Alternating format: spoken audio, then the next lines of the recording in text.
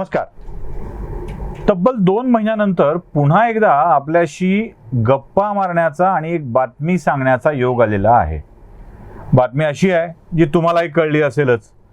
अॅनालायझरनी या 2 महिन्यात आणखी 1 कोटीचा टप्पा पार केलेला आहे आणि आता अॅनालायझरची प्रेक्षक संख्या, दर्शक संख्या ही 2 कोटीच्या वर गेलेली आहे.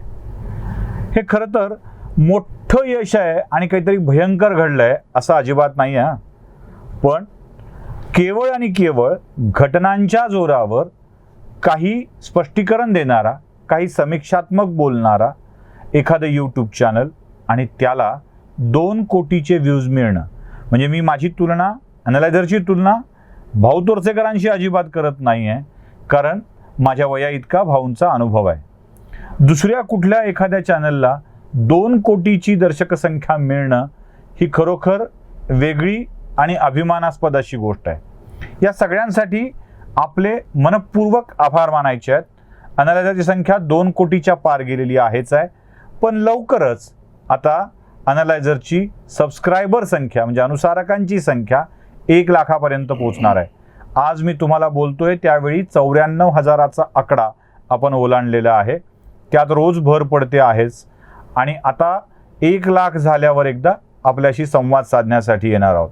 खरं तर सहज एक नवा प्रयोग म्हणून सुरू केलेलं हे माध्यम, ज्या माध्यमात आम्ही बोलत राहिलो, आपल्याशी संवाद साधत राहिलो. माझ्या सुदैवानी, आमच्या सगळ्यांच्या सुदैवानी, श्रीकांतजींच्या सुदैवानी हे सगळं आपल्याला आवडत गेलं. तुमच्या प्रतिसादावरतीच अॅनालायझर अधिकाधिक नवनवे प्रयोग करत राहिला, नवनवे विषय मांडत राहिला. त्या प्रत्येक विषयानुसार दर्शक त्याला मिळत गेले आणि त्यातूनच आज हा 2 कोटीचा टप्पा ओलांडण्याची प्रक्रिया पार पडते आहे. मनपूर्वक धन्यवाद आपल्या सगळ्यांचे की आपण 2 कोटीचा टप्पा ओलांडायला अॅनालायझरला सहकार्य केलं आहे. आपलं हे शुभेच्छांचं बळ अॅनालायझरला अधिक मोठं करत आहे. मला सांगायला आनंद वाटेल की पत्रकारितेच्या 3ऱ्या टप्प्यात मी आता आलेलो आहे. हा 3रा टप्पा आहे असं म्हणेल मी. म्हणजे सुरुवात माझी मुद्रित माध्यमांच्या पासून झाली. मुद्रित माध्यमानंतर इलेक्ट्रॉनिक माध्यमांमध्ये मी काम केलं.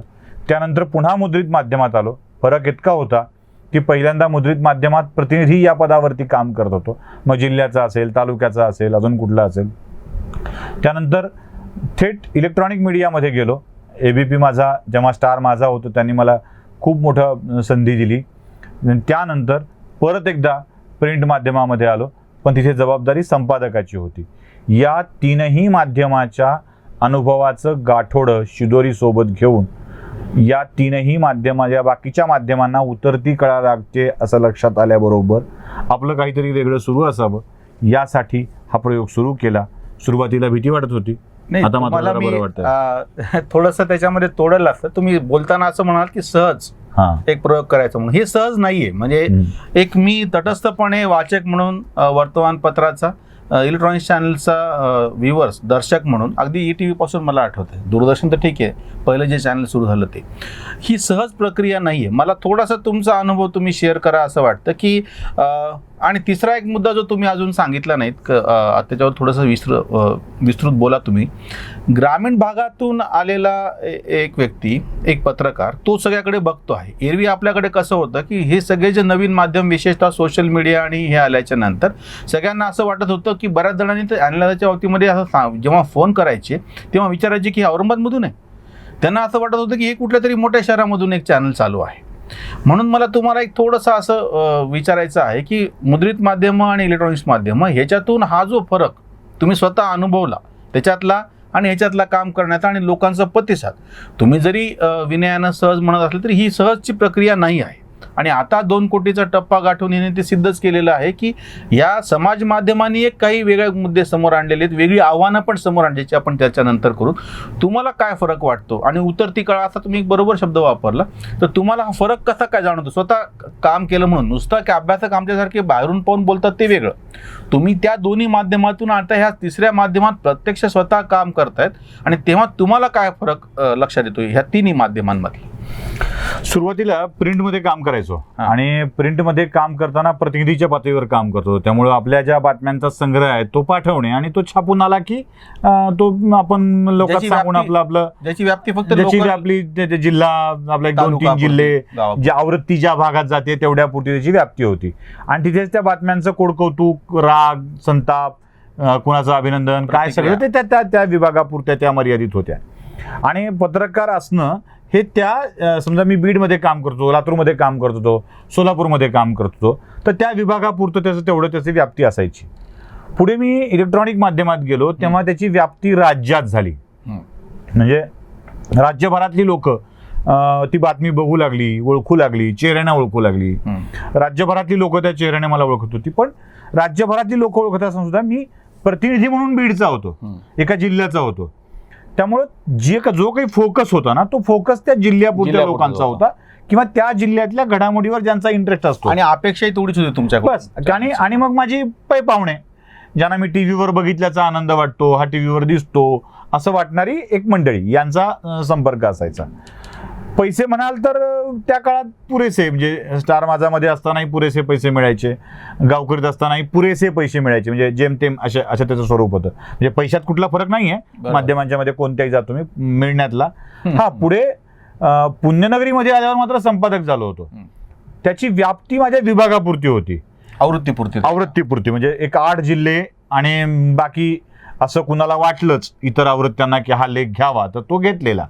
त्यामुळे त्याची जी काही व्याप्ती होती, म्हणजे माझी वारीची एक लेख मला जी आता आपण चालतोय ती प्रिंटमध्ये खूप छान चालली होती. एक मला जी व्हिडिओच्या नाही टेक्स्टच्या स्वरूपामध्ये होती तर ती खूप छान चालली होती. पण तिची व्याप्ती ही त्याची मर्यादित होती, माझ्या विभागापुरती होती. एखाद दुसरा लेख फारच क्लिक झाला तर तो अधिकाधिक पसरायचा. राजकारण्यांच्या मध्येही मग ही बातमी आली आहे म्हणून जी ओळख असायची ती असायची. आता सुरुवातीला जेव्हा अॅनालिसिस सुरू केलं, तुम्ही म्हणता तसं सहज हा बोलण्याचा भाग झाला. हे सहज घडलेलं नाही आहे. यात काय गुंतलंय, काय गुंतलंय हे गुंतवणाऱ्यांना ठाऊक असतं. म्हणजे यात मन गुंतलंय कारण हे आता छान चालतंय म्हणून, यात जीव गुंतलाय आता हे आवडायला लागलंय, प्रेमात पडलोय म्हणून, कारण तुमच्या सगळ्यांच्या प्रेमात पडलोय म्हणून, यात पैसा गुंतलाय, जेवढा काही शिल्लक होता आपल्या जवळची रक्कम शिल्लक होती ती सगळीच्या सगळी यात गुंतली आहे. खरं तर हे सहज नव्हतं, हा एक मोठा जुगार होता. तो शब्द आता वापरायचा जुगार होता. माहित नाही आपण ज्या स्टुडिओत बसतोय तो करायला 1-2 लाख रुपये खर्च झालेला आहे. आपण ज्या साधनांच्या वरती बोलतो आहोत त्याच्यावरती 2-4 लाख रुपये खर्च झालेला आहे. अशी आयुष्याची जमापुंजी करून हे सुरू केलेलं होतं. आणि फरक आता असा जाणवतोय, तुम्हाला उदाहरण सांगतो. मी तुम्हाला मागेही बोललो होतो सहज बोलता बोलता.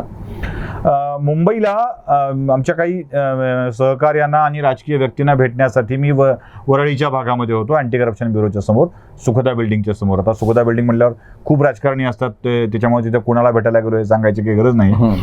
तिथे गेल्यावर तिथे वडापाव खात असताना एक माणूस आला. म्हणजे वडापाव खाताना माझा मास्क खाली काढलेला होता आणि तो येऊन मला म्हणाला की तुम्ही सुशील कुलकर्णी का? हो. तुम्ही अॅनालायझरवाले का? हो. मी तुमचं रोज बघतो. बरं, क्या बात. मुंबईमध्ये एक माणूस वडापावच्या गाडीवर मला थांबवून विचारतोय की तुम्ही सुशील कुलकर्णी का, तुम्ही अॅनालायझर बघता का? हे मला वाटतं हा फरक आहे. पुढे परत जाताना खोपोलीत सगळं बंद असताना एक चहाची टपरी उघडी होती. तिथे चहा प्यायला थांबलो होतो. 2 रायडर पोरं तिथेच सिगरेट चहासाठी थांबलेली होती आणि त्यांनी ते सिगरेट ओढत एक पोरानं धूर काढत तोंडातून असा समोरून उभा टाकला आणि असा सिगरेट मागं धरून थोडंसं त्याला ते माझ्या समोर धरायला किती awkward झालं असेल. अहो तुम्ही कुलकर्णी का, टीव्हीवर असता, मोबाईलवर असता तेच का? म्हणलं हो तोच. म्हणजे तुमचं ते चॅनल आहे बघा अॅनालायझर, ते बघतो मी.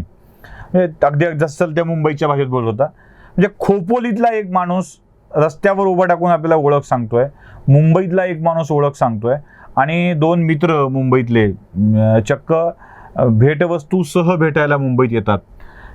हा जो फरक आहे ना, की हा जो मीडिया आहे तो इंटरॅक्टिव्ह मीडिया झालेला आहे. म्हणजे रोजच्या कमेंटमध्ये तुमचा शब्द आहे तो इंटरॅक्टिव्ह मीडिया.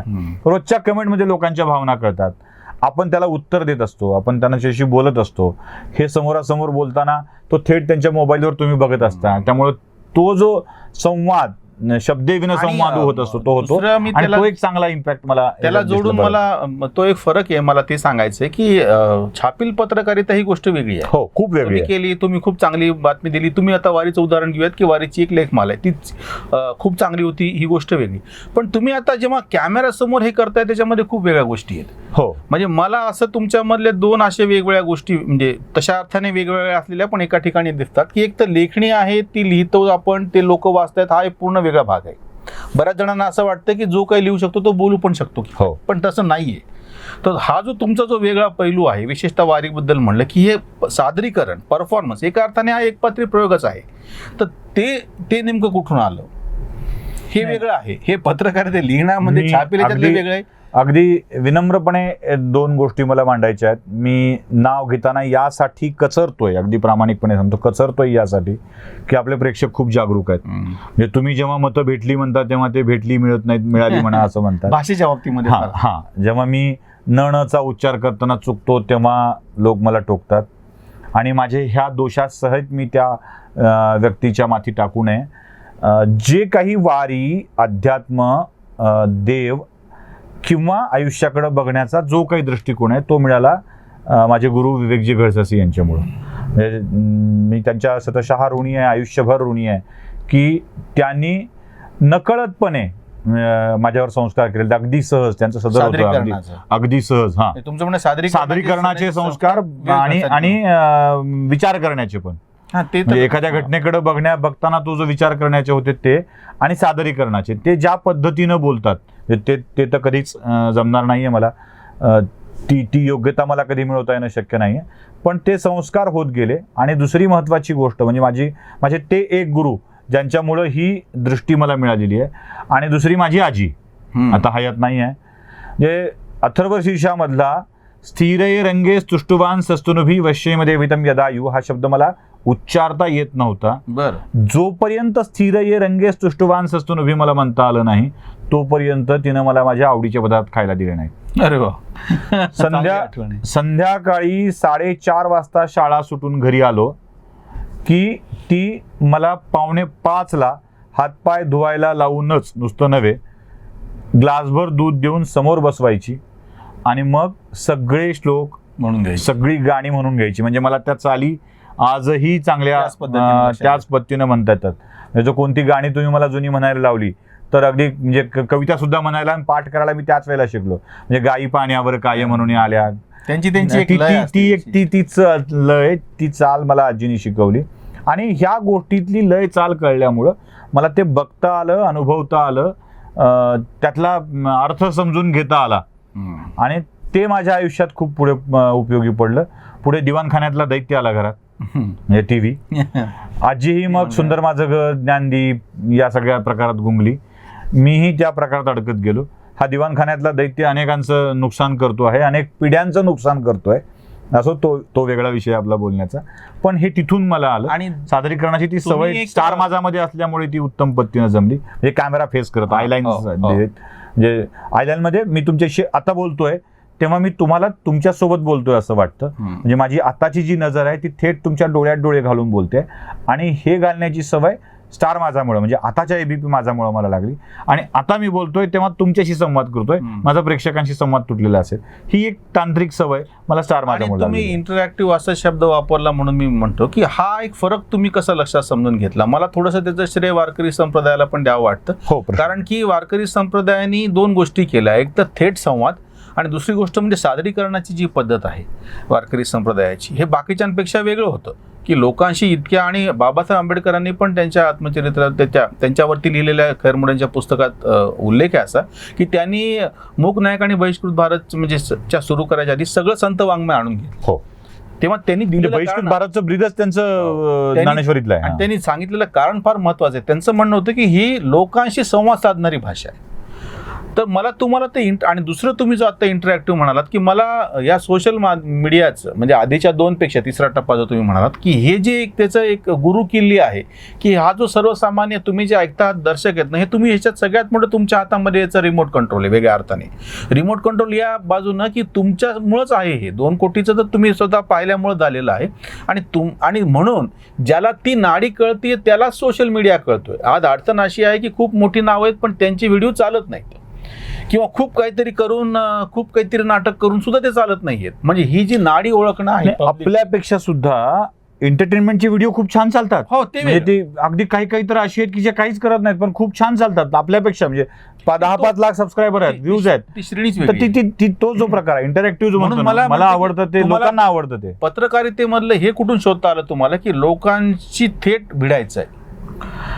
माध्यमातून काम करताना लोकांशी संपर्क ठेवून बातम्या देणे हा आपला नेहमीचा स्वभाव होता. बरोबर. म्हणजे ती पत्रकारिता तशी तुम्हाला करावी लागते.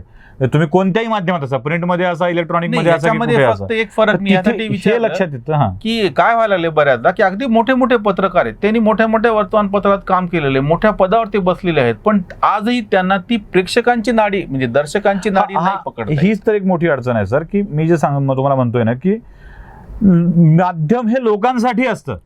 माध्यम माझं पांडित्य, माझं ज्ञान मांडायसाठी अजिबात नाहीये. म्हणजे अगदीच व्यामिश्र, सव्यासाची असले काही शब्द आपण अवघड वापरतो ना, तर त्या व्यामिश्राचा अर्थही समोरच्याला कळत नसतो आणि सव्यासाचीचा अर्थही कळत नसतो. म्हणजे आता थोडक्यात म्हणजे तुम्हाला एक उदाहरण सांगतो मी की एका जत्रेत देव म्हातारा होत नाही, जे पंकजा मुंडेंच्या याच्यासाठी मी वापरलेला तो शब्द आहे. लगेच लोकांना कळतं. आणि दुसरी गोष्ट अशी आहे की लोक तुमच्याकडे अमुक एक गोष्ट यावी म्हणून फोन करत असतात, मेल करत असतात, पत्र पाठवत असतात. म्हणजे मला घरसाची कसे मिळाले हे पहिल्यांदा समजून घ्या की लहानपणी 10वीत असलेला सुशील किशोर भारत वाचून संपादक असलेल्या विवेक घरसासींना पत्र पाठवायचा आणि त्या पत्राचं उत्तर अगदी छोट्या साध्या सोप्या सरळ शब्दात मला यायचं की मला खूप तुझ्यासारखे तरुण भारतवर प्रेम करणारेच तरुण भारतचा आधार आहेत. हे एक वाक्य माझ्या घरातला तरुण भारतचा अंक अजून बंद करू शकलेलं नाहीये. एक. आणि दुसरी गोष्ट, त्यांनी मला, मी जेव्हा काही विषय बोललो तेव्हा त्यांनी एक वाक्य लिहून पाठवलं आणि ते मला खूप अजूनही लक्षात आहे माझ्या. ते पत्रही तसंच माझ्याकडे फाटलंय पण त्याला चिटकून तसंच ठेवतो मी. त्यात ते असं म्हणतात की सुशील, आयुष्याचा सुसंगत क्रम लावायला शिक. आता हा क्रम यशाचं तुम्हाला गणित समजेल की मुलगा, विद्यार्थी, मित्र, पत्रकार आणि कार्यकर्ता. म्हणजे तुला तुझ्या आयुष्याचा असा सुसंगत क्रम लावायला पाहिजे. पहिल्यांदा तू मुलगा आहेस, त्यानंतर तू विद्यार्थी आहेस. म्हणजे मला कधीच असं वाटत नाही की मी शिकलाय, म्हणजे मला जमलंय. अजून एक नवं शिकायला मिळत असेल, समोरची सांगणार असतील तरी ते जाणून घेण्यामध्ये रस असतो. मुलगा, विद्यार्थी, पुन्हा मी मित्र आहे. म्हणजे मैत्री आधी निभवली पाहिजे. म्हणजे पत्रकारितेच्या आधी मैत्री निभवली पाहिजे, मग मी पत्रकार आहे. मैत्रीमध्ये मला ज्या ज्या काही गोष्टी कळतील त्या मित्र म्हणूनच कळून घेतल्या पाहिजे आणि त्या जगासमोर मांडल्या पाहिजेत. आणि शेवटी मी कार्यकर्ता आहे. त्यामुळे हा जो क्रम तुम्ही लक्षात ठेवाल ना, मला वाटतं तिथंच तुम्हाला यश मिळायला सुरुवात होते. आपण आजकाल पत्रकार म्हणजे जगापासून वेगळा, तटस्थता म्हणजे काहीच न करणं, निरपेक्षता म्हणजे माझा कुठला पक्षच नाही आहे, ही जी वृत्ती वाढत चालली आहे ना, ती फार निष्पक्ष जगात काही नसतं. हे जे मी नेहमी म्हणतो की मी पक्षपाती असतो मला पटलेल्या विषयांचा, मी पक्षपाती असतो चांगुलपणाचा, मी पक्षपाती असलं पाहिजे सत्याचा. जेव्हा आपण हे करायला लागू तेव्हा लक्षात येतं की लोकांना काय हवंय. आणि मग जर मी माझ्या नोकरी करत असलेल्या माध्यमात हे मांडू शकत नसेल तर अजून इंटरॅक्टिव्ह माध्यमात मांडलं पाहिजे. म्हणून हे युट्यूबचं माध्यम सापडलं.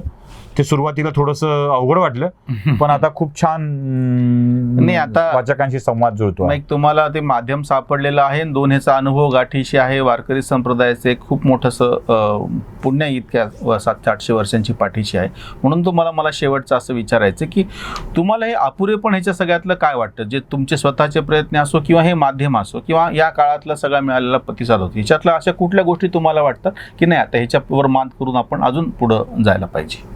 म्हणजे अपुरेपण कसं म्हणताय तुम्ही की सगळ्याच एकूण आपल्या बाबतीत जे घडलं की आपण अॅनालायझरमध्ये काही गोष्टी करू शकलो नाहीत किंवा ह्या माध्यमाची पण एक मर्यादा म्हणजे सोशल मीडियाचीच मर्यादा, ते अॅनालायझरचीच नाही, ही एक मर्यादा. आणि तिसरी म्हणजे ह्या ज्या सगळ्या नेमकं हे कोरोनाच्या काळात आलं. हो, हे झालंच कोरोनाच्या काळात. ती एक संधी पण होती, मला असं उलटं तीच एक म्हणायचं. संधी आहे, म्हणजे ती एक संकट संधी नव्हतंच होती. ते. ती एक संधी भेटली आणि त्याच्यामध्येच त्या रिकाम्या जागेमध्ये सोशल मीडियाला एक जसं घरपोच तुम्हाला काही गोष्टी यायला लागल्या ज्या आधी येत नव्हत्या. ऑनलाईनचे ट्रान्झॅक्शन्स वाढले कोरोनाच्या काळामुळे, ते झाले, किंवा सांस्कृतिक कार्यक्रम प्रत्यक्ष होऊ नयेत म्हणून ऑनलाईन सुरू झालं.